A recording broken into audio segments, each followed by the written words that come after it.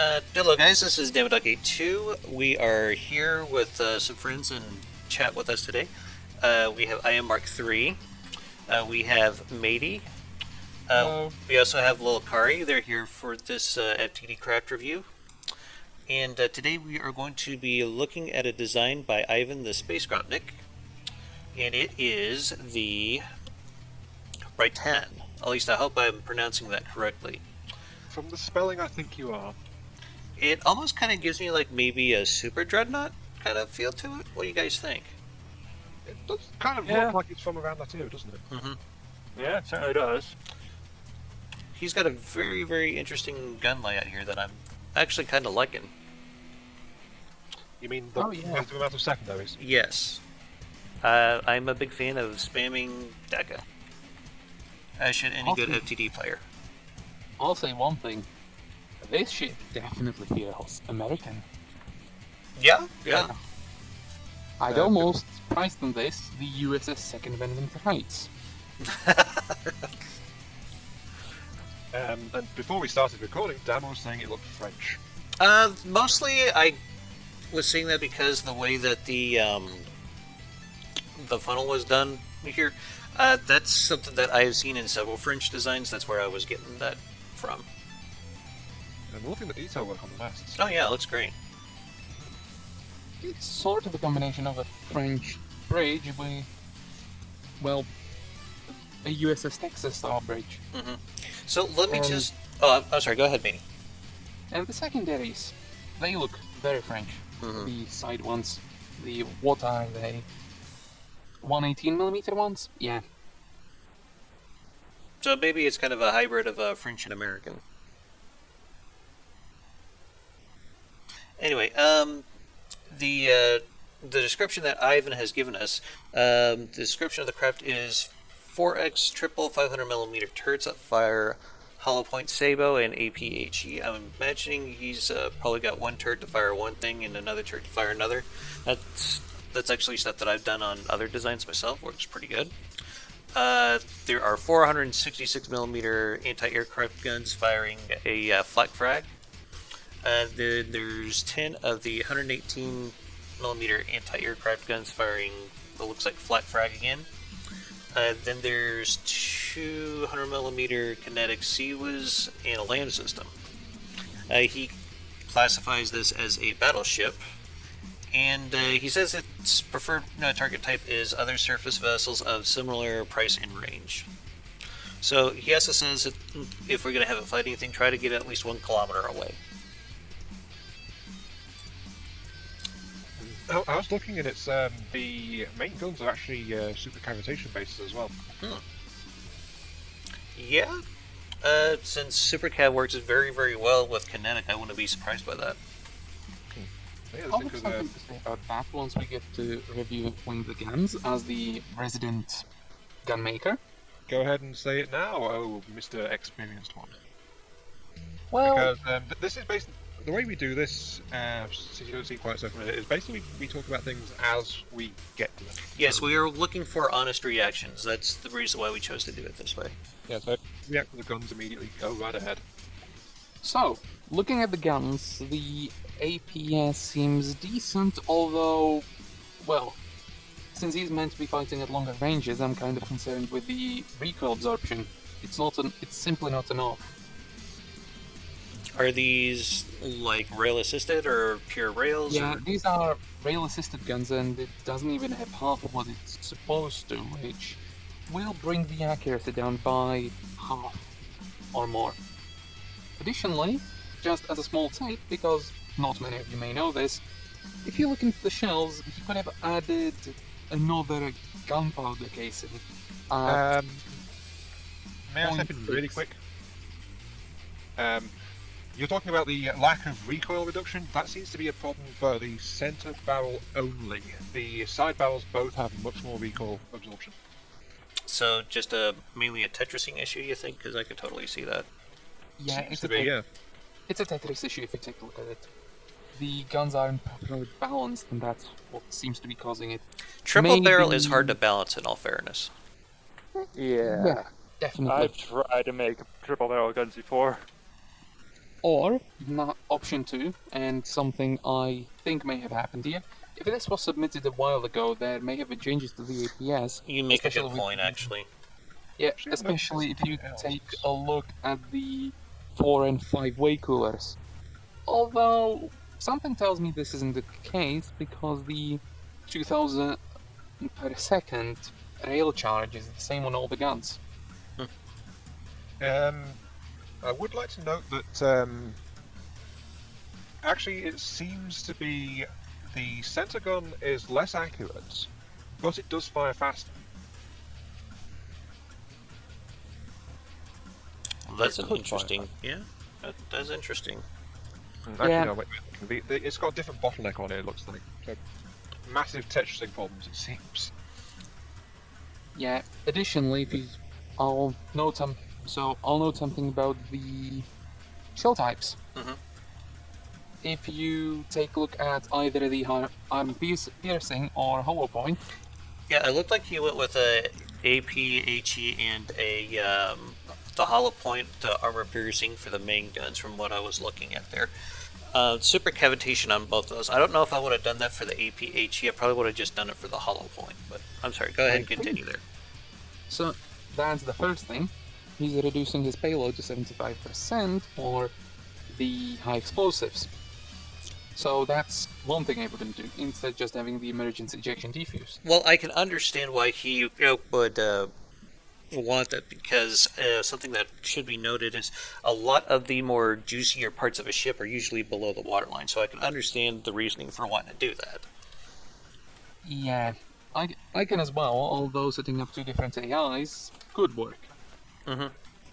But what I'll note is that if you manage to add a single gunpowder casing to this and just reduce the propellant amount, you could increase the speed and still fit into the shell type. Mm-hmm. You could even try this now in the actual customizer with one of them, and you'll see how the size of the shell changes based on the amount of gunpowder. It's proportional. Huh. So that's a little bit of a heads up, and it's great for maxing guns. If you have a 700mm projectile in a 500mm shell, well, you can still put in gunpowder, very definitely.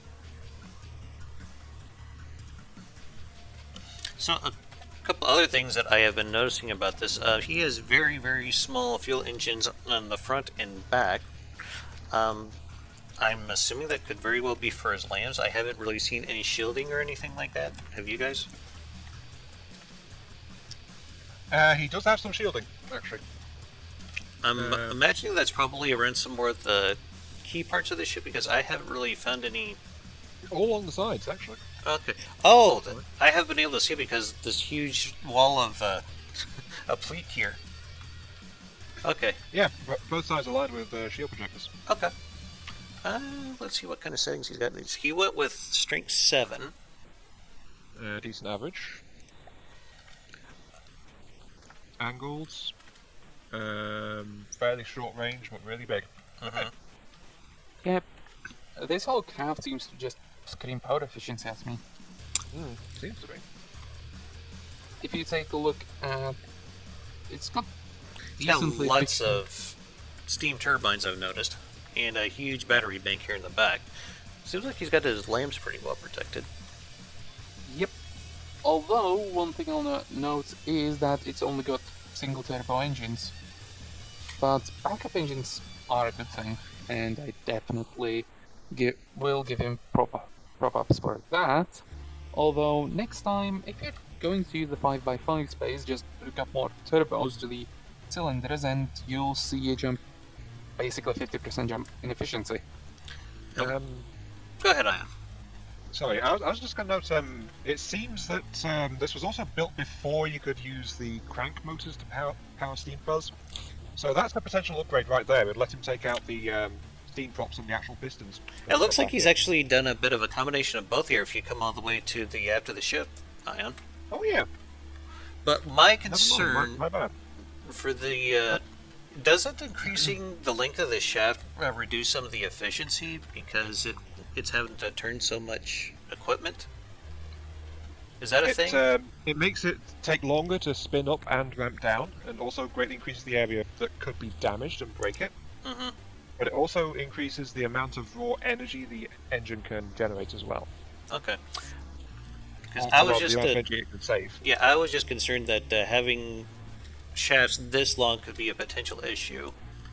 Seems to be like a build thing. Like he didn't want the pistons at the back for that steam engine. Yeah, he probably did that to probably give himself a little bit better protection for the steam engine portion, I'm imagining. I usually try to put the steam engine in the back of mine just so that the length of the shaft stays pretty short, but I'm sure he's got his reasoning for that. I think it's because if the shaft of the propellers does get severed, the gearboxes could still be used to drive the shields. And Both. Mm-hmm. One of the Yeah. things I'll note is that this is how it was done in old battleships. Just the engine was still in the middle and the shafts went under the main turrets. Well, yeah, to better protect it. my biggest thing is the more moving parts that you have in something, the more likely something's going to break. That's kind of my thoughts on this, but Well, if I recall, it was one to better protect it because the middle of the ship is generally the best armored, best defended area. as Citadels two, usually go, yes.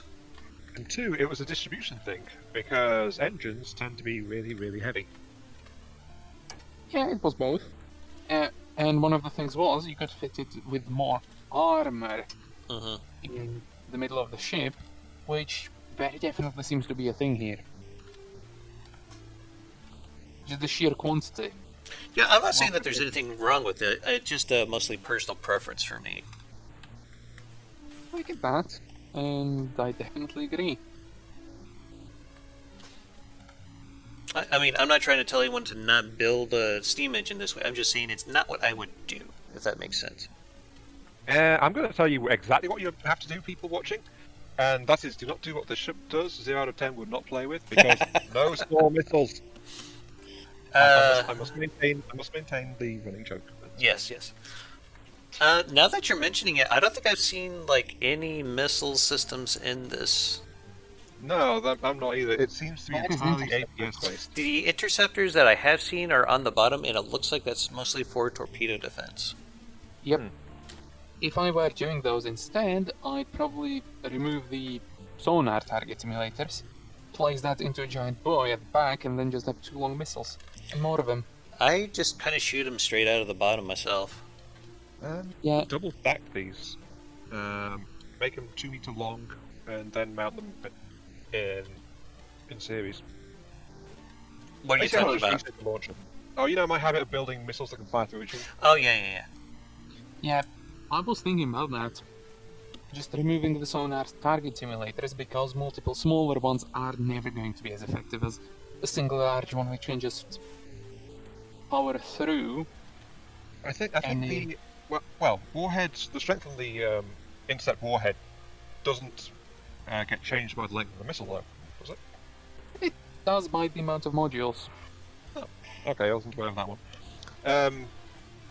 But yeah, I think the reason they've got the simulators here is hopefully to distract the incoming torpedo into going after the interceptor. No, that makes total sense.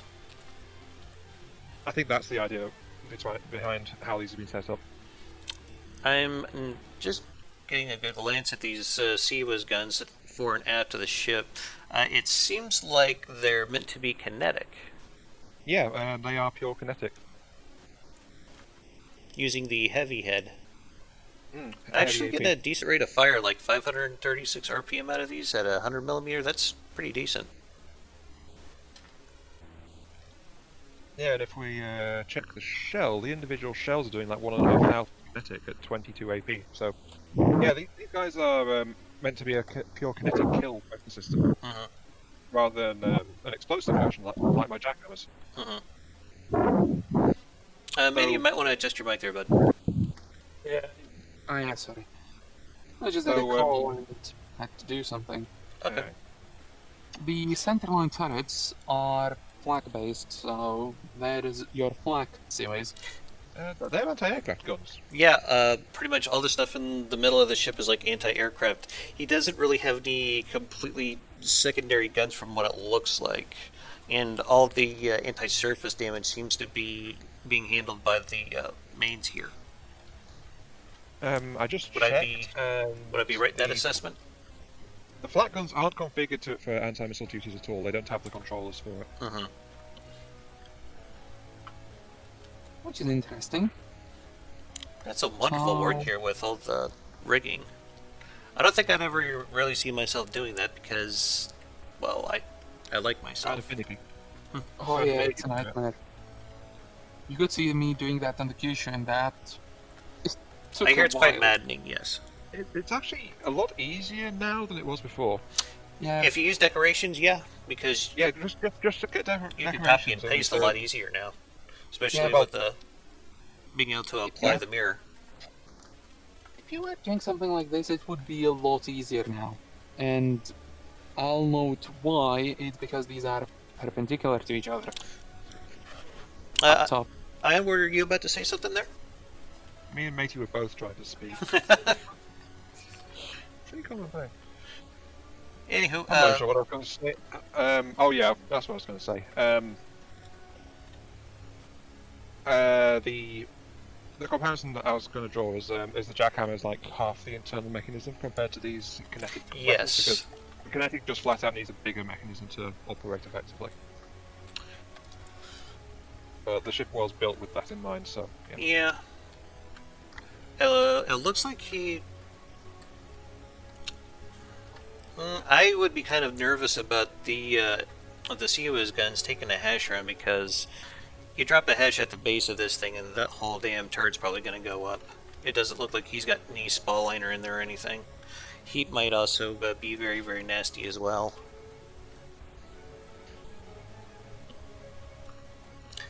And did you guys notice the Azipods on the back of this? Actually, yeah. the Sea-Wiz guns have armoring on the turret themselves. Really? Like the internal mechanism has got a shroud of metal around it. Okay. So the turret is actually armored inside the turret well, is what you're trying to say here? Yeah, that's Okay. why if you're moving through it with the placement marker, it shows as empty. Right, okay. But yeah, it's actually got a layer of its own armor. It's kind of hard to Behind tell the when you strip the backplate. blocks away. Yeah, you can't tell Like- at all. I had to. Armoring Go back turrets to like that is actually very good practice in FTD. Yeah, It'll save you a lot of headaches. I have to say, I dig a lot of the detail work on this ship, though. It does very definitely seem to have been made with a lot of love for the design. Hmm. Yeah, it's definitely that. Yeah.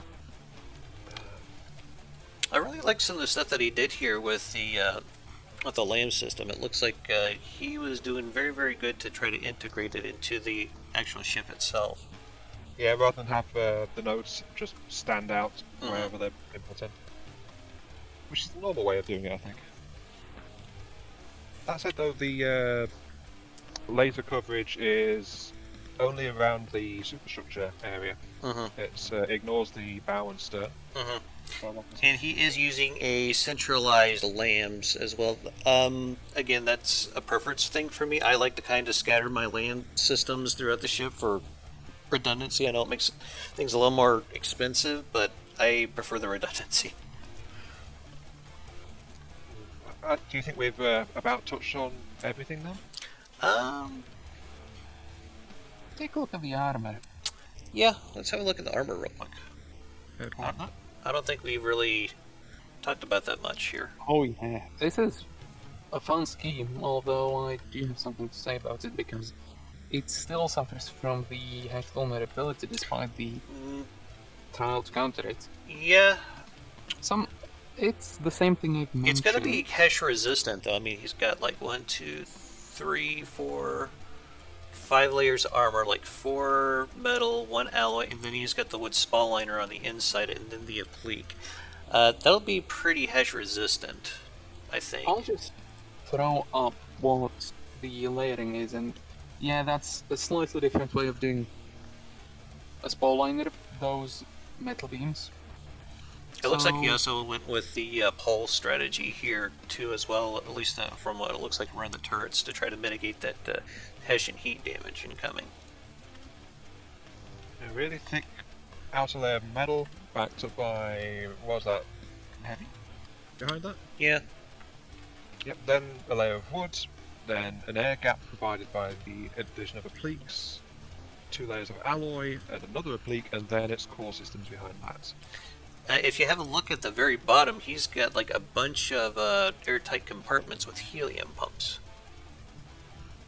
Yeah, just trying to get extra buoyancy wherever you can squeeze it in, it looks like. Which is usually a pretty good thing to do, because if you build ships where they rely on PID stabilization to stay afloat, doing a little bit of min-maxing like that might save you materials in the long run, because the engines would have to work a little less harder to keep it afloat. Am I making sense? Yeah, you are. Yeah. It's about how easy it is to keep the thing afloat and how much energy you have to spend doing it.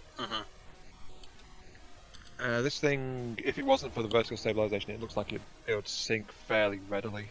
So it does need the assistance it can get. Which, that's honestly a pretty common thing with a lot of the more experienced from the depths players that I've noticed, is that they don't rely so much on looking for the center of mass or air pumps or things like that, like traditionally we all probably started doing FTD with, and instead a lot of the people seem to kind of gone the way of just using PID stabilization and call it a day, because you can get so much more armor and weapons in a It's much the same smaller volume, space. yeah. Yes, Yeah. which I totally get that. There are some internal sections scattered throughout which just have pumps in them, actually. So it's not quite as dense as it looks, but it's just like only in the areas where there isn't vital equipment packed in. So it's So I came back with the math, and well, this system, by being so thick, it actually is slightly counterproductive. Because if you do a weighted average of 3 times the 8 armor class of wood, and then the armor class of all the layers before it, and once dividing that by 8, you get to 27.375 armor piercing, which those edge projectiles will have, which is quite a bit, given. yeah, but then it's immediately hitting the applique panel, which is an armor rating of 50. Yeah, it's gonna do half the damage, but larger edge projectiles can have 10k plus of frags spawning, which is just going to shoot through most of this. It's Yeah, not which exactly. then go to the alloy armor behind it, won't it? Sorry, go ahead, Dan. I was going to say it's close to something I would do, but not exactly. A lot of heavier ships like this, I'd probably have like maybe 1 to 3 layers of metal / alloy on the outside, then like maybe 1 layer of heavy underneath that, wood spall liner, using slopes on the heavy armor, and then probably either heavy armor slopes or a plate behind that. That's probably how I'd go about doing it.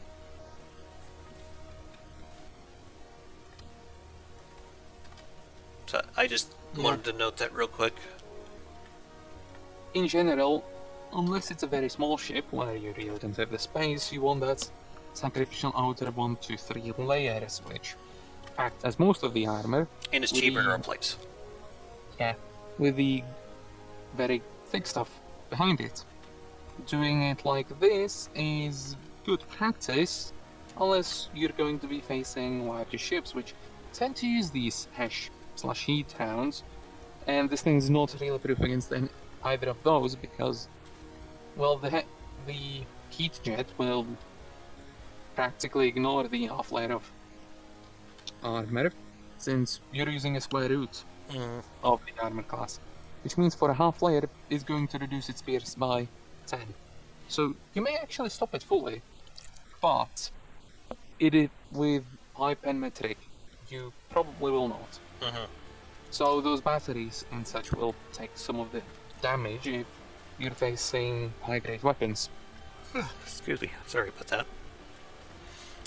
It looks like he's done some pretty good work here trying to reduce EMP damage here. It looks like he's got all the EMP vulnerable stuff wrapped in stone, which is a very good thing to do.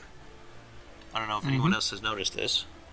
I did notice it, but there was other discussions going on at the time, so Yeah. I didn't same notice here. it. It looks like he also did the same with the bottom of his turrets here, where he has the spin block and all the local weapon controller and all that stuff is surrounded in stone. So yeah, that's probably a pretty wise thing to do there. EMP's gonna kind of struggle a bit to do significant damage to this. Oh yeah. Except if you turn off all the propellers. Of course. This is true, but you have to get them all. So do we want to drop her in the water and see how she does against another ship? We do, yes. We need to. That's why I was asking if we think we've touched anything so far. Yeah, I think we're okay, and thank you for moving the ship to another docking station. There, Yeah, I didn't want it to drop on the fortress No. when I kill the fortress. No, So, that'd be bad.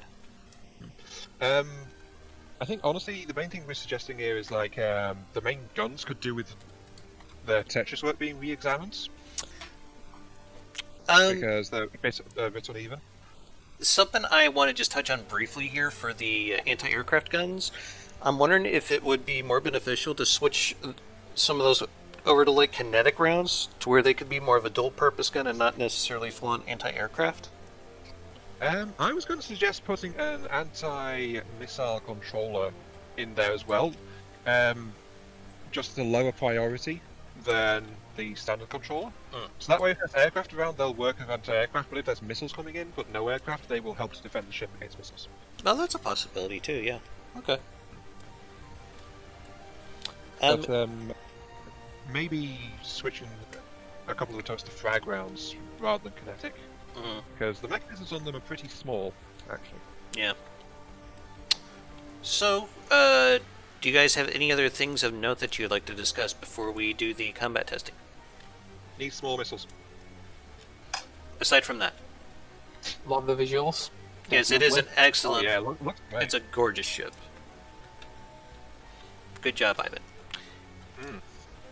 And maybe revisit the shell design a little bit as well. Matey was making a few comments on those earlier, of course. Yes, I remember this.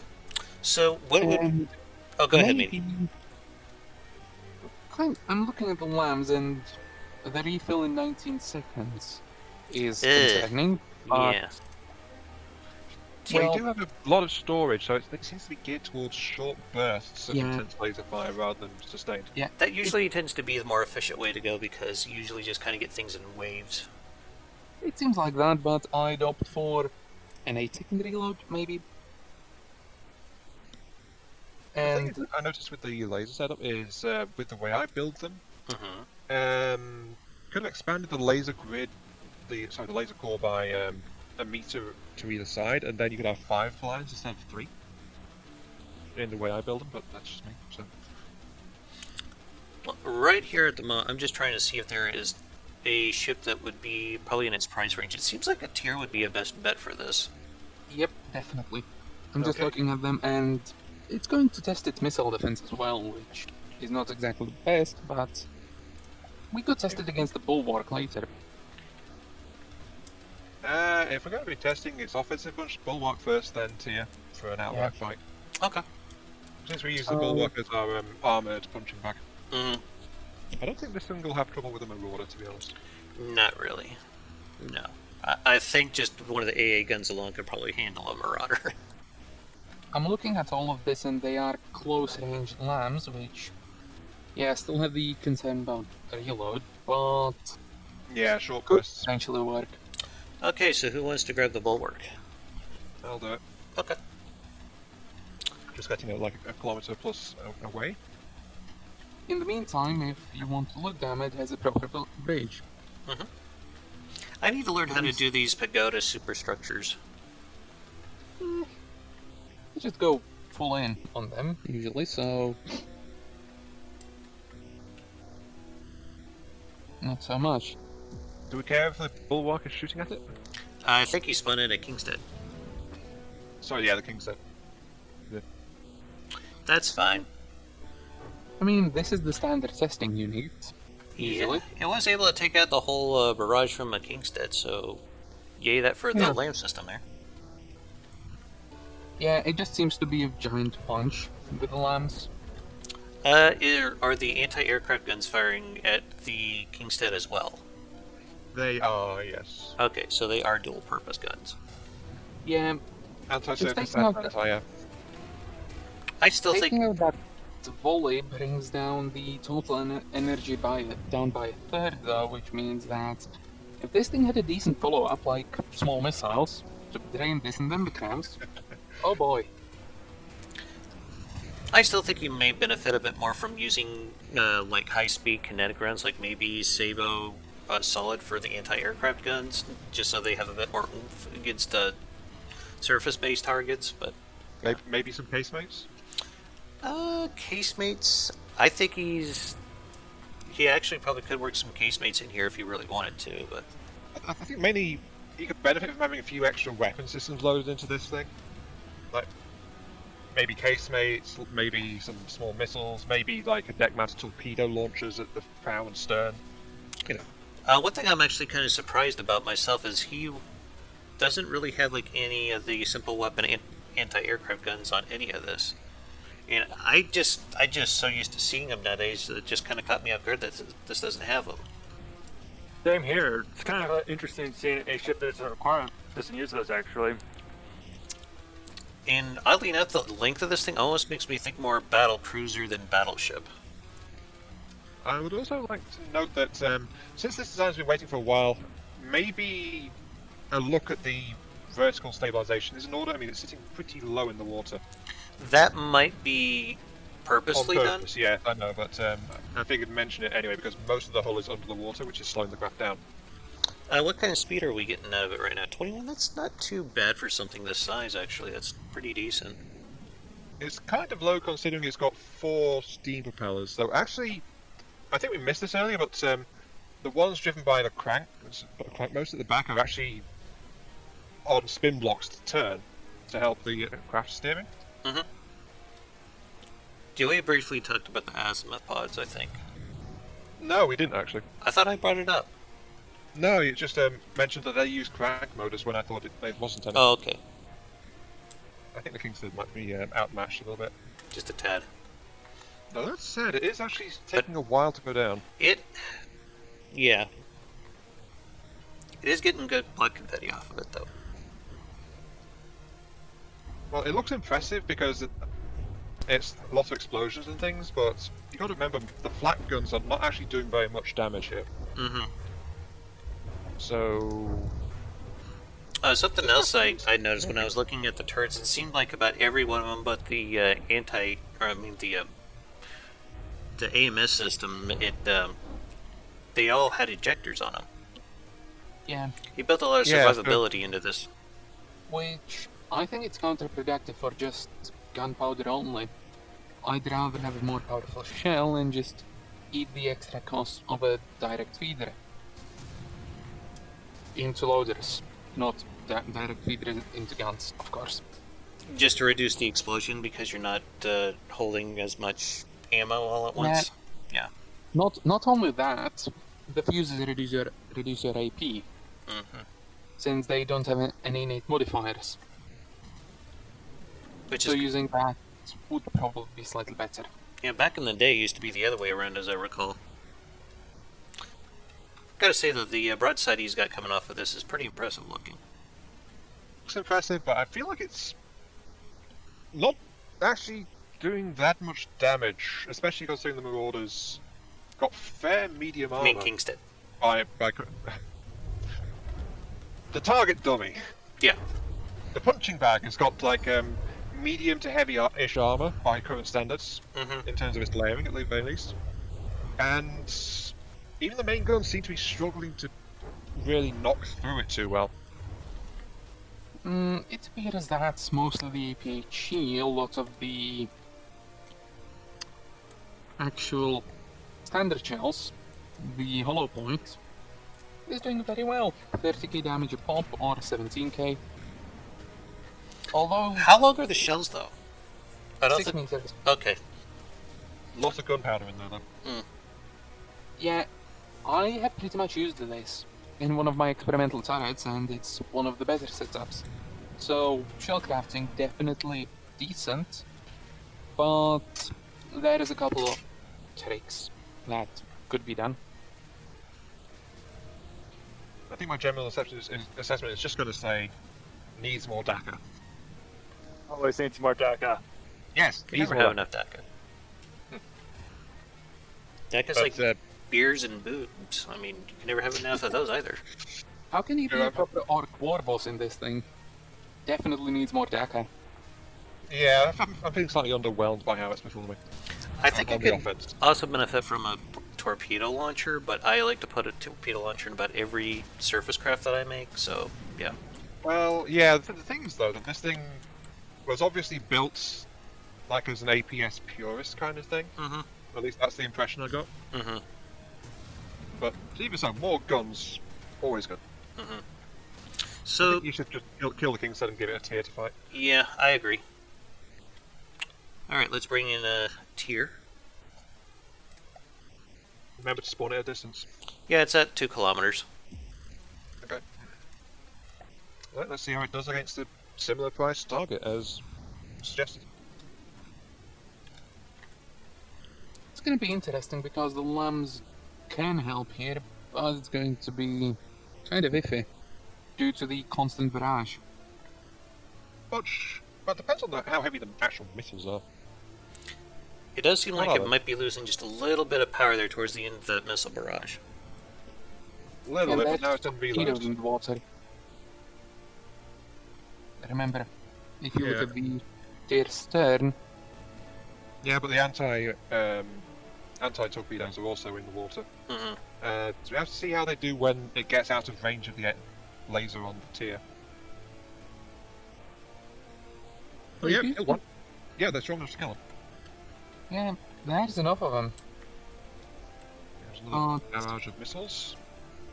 The lambs seem to be already struggling, which Yeah, the Isn't- lambs could do with better recharge, it seems. yeah, Yeah, the lambs need better recharge to handle a volley that size. Did the LAM system together, did it have a regulator on it? I don't think so. Ooh, That's actually been extremely useful for me. Yeah, it seems like it's burning through a lot of its energy in the initial yeah, burst.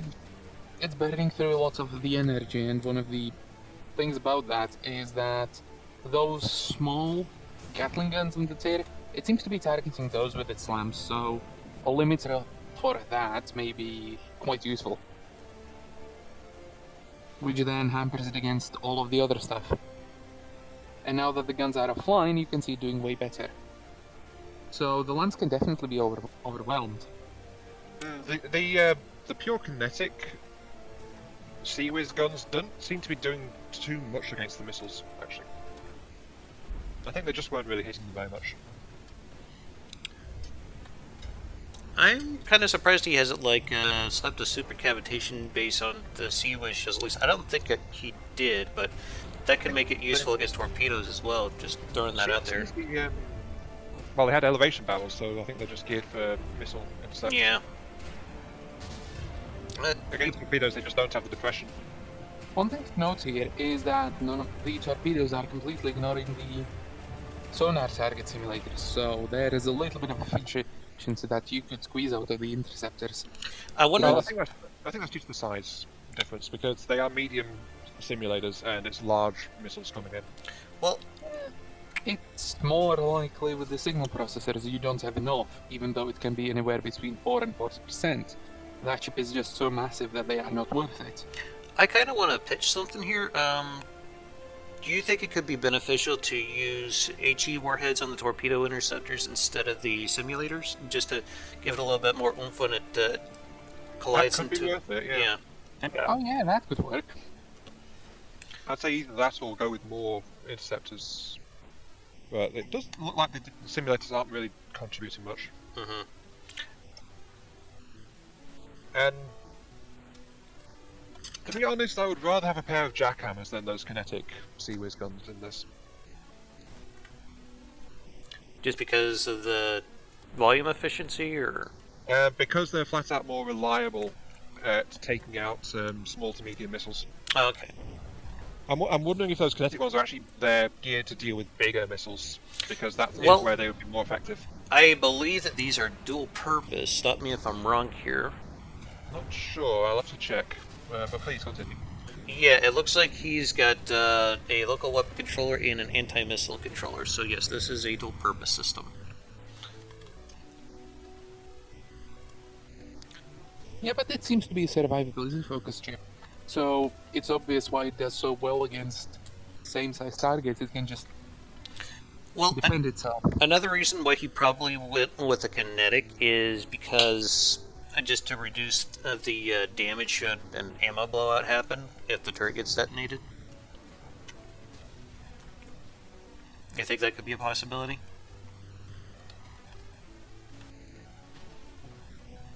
I'm not sure about the. I think he uses ejectors, so not much of a possibility. Yeah, but the COS guns are the ones that I'm talking about here. Yeah. They can't have the ammo ejectors because they're belt fed. Belt fed doesn't work on Yeah, or I'm sorry, ammo ejectors don't work on belt fed. I thought they were just regular loaders because I've been experimenting with those series and kind of conflated the two. But it does seem like it is lacking like a really heavy block damage weapon. Yeah, same thing I was saying against the King's then. Actually, I can get the name right. I'd also like to note that I don't think the Sea-Whizzes have actually been engaging the tier. So they may be look like they're set up for dual purpose, but they don't seem to be Well, working. dual purpose as far as being set up to fire at missiles and aircraft. Yeah, but they're not attacking the tier when there's no missiles for them to target. But would Yeah. you really want it doing that? Because then you'd The probably log be weapon constantly controller is- reloading. Yeah, but So- log weapon control is set up that way. This thing has a very small margin of stability, though. Yeah, she is rolling pretty heavily right now, and I think that's because her. She's facing AP weapons, and she's probably going to just flip over right now. Yeah, it doesn't look like the. Oh no, they're still turning. I was looking at the down props. Yeah, this is something I don't like to do in my builds. It's got... Well, it's got rooms on both sides of the ship instead of a centerline one, which means that, yes, technically you have more bulkheads and it's safer, but this can happen, where one side has more I'd use three. portability. I prefer to use 3 rooms, like a central one and then 2 small ones to either side. That way, if Yeah. the side one gets hit, it's not too bad of a thing. But honestly, for how much redundancy and survivability was built in, as she actually goes over now, she's on her side. There's not much redundancy in the stabilization propellers. It seems. Yeah, It needs more. like that one trick that you use with the rudders could potentially help in this case, just to give it a That little would bit work of on any redundancy. boat, yeah. That would And on any boat. But she is pretty much completely capsized now and kind of at the tier's mercy, which, in all fairness, the tier's almost capsized itself. I'm sure the whole and- weaponry. honestly, if you manage to get the turrets proper, they do have... If you take a look at the back turrets, there is not much visible damage to them, and both of them are out. It's almost like they Completely. kind of fought each other to a standstill here. Yeah, Yeah. that is a little bit of an issue with the turrets, though, because they need more armor. Mm-hmm. 3.5 blocks is simply not enough in most cases. Mm-hmm. Although, what I'll note is that, well, Dave doesn't have any weapons to really fight back because those torpedo interceptors can still Mm-hmm. technically Yeah, I'm somehow looking at target. it. I'm looking at the Brytann. Sorry, not the Brytann, the tier. And basically, the side that was facing the Brytann has been shredded off. So Brytann could really do with some kind of heavier hitting cannon Yeah. for raw damage to knock through. But It's tier not did have a knockout punch, but the Brytann had the anti-missile torpedoes, which stopped it. I don't know if this would be much of a benefit here, but maybe running like a couple of beams of lead down the keel here might help a little bit more with the roll stabilization. No, the craft is too heavy for You're a probably few beams to right. make much difference. What I'll quickly note here is something I'd say. If the ship actually had 80,000 rail use, these guns would have a nasty punch. Like this, they simply do not have enough, I feel like. Mm-hmm. If you take a look at the thump AP is only 28, Mm-hmm. and the damage is not stellar either. If I increased it to say 60,000, yeah, these shells go to 41 thump AP, and the kinetic damage goes up by half, basically. You're just kind of looking at So- the. Oh, I'm sorry. Go ahead. I thought you were done talking. That's one thing I would actually fix up about the ship. Just increasing the rail draw, because with railguns you basically have to go big or go home. Oh, really? Small railguns can work, you just have to get the AP up, but if you want something that's going to be your main weapon, you have to go big or go home, really. I've managed to get good results out of big railgun systems that don't draw much power. Yeah, It depends but on how there you try to configure them. you're relying on the shells, and these are Yeah, these are very like fast. these things have a lot of gunpowder, so they do need a lot of rail draw to significantly boost the power on the shells. So I guess these are like high-powered rail assisters. Yeah, these are just the sniper rails. Mm. Oh, Yeah, it's like not on Salto I would build, but we can see what he was trying for at the very least. I do kind of like what he did with the next of these anti-aircraft guns. I might have to borrow that. Yeah, some of that Where detail they're work slightly is elevated like that. Yeah, looks good. another part I probably take a look at is, well, you see how you have these two turbines, Mm-hmm. and four turbines, and it's interconnected. It's just 2 rooms and a single boiler, which is kind of problematic, since, well, one could chill and you start losing pressure. One shell panning that section. So, in my opinion, the best thing to do would keep them completely vertically separated and just use half the boilers. Actually, I suggest I saw some valves in there. That would help, yeah. Yeah, valves would cut off if there was a leak. He definitely has room to put them here, and yeah. Yeah, you can just replace some of the existing pipes with valves, and that would stop any pressure losses through holes. Yeah. being knocked in. But if the engine room gets damaged, I'm looking at it, you also lose most of the actual ammo intakes. Reserves and power supplies scattered all along most of the length of the ship, honestly. Yeah, but the shells, the actual shells, there's 4 of them in that small section. Oh, So, yeah, those need to be moved. Yeah, Those you should could be probably like like put those in like either where the AI is, or maybe in I'd say whatever he's got under the ammo stored in. Laser. I think the laser is probably the safest place. I just make a whole compartment of its very own, to be That honest. could work too. Just because these are more important than even your ammunition access. Because they govern whether your ammo would actually work or not. So, Um, I'm sorry. Go ahead. Go ahead, Ian. Alright. I was going to say sorry to interrupt, but we're at the point where I must ask, Dama, how are you doing for time? Oh, thank you for asking. Got about maybe half an hour. Yeah, Before I that's hop about off here? the time I want to Yeah. try to map up. But overall, I think the consensus that I'm getting from all three of us is that it is a very well armored ship, but probably could stand to have some heavier armament. Pretty much. More armaments and more redundancy in the stability systems is the main flaws that I'm seeing in it. Maybe would you concur with that assessment? Yep. And I'll add that the APS needs a little bit of improvement. Well, that counts in like more firepower, I Mhm. think. Yes, but just switching out the gun completely, because if you take a look at the desync, you could probably, with what I'm looking at, you could get another 1 round per minute from all of these quite easily. That's why I prefer to make double or quad barrel APS turrets, because treble introduces a few issues most of the time. Like I said like earlier, they can be hard to balance. A little bit. But they're fun to make. And if they work properly, they can usually be a good middle ground between twins and quads. Ah, that's the rub though, isn't it? If they work properly.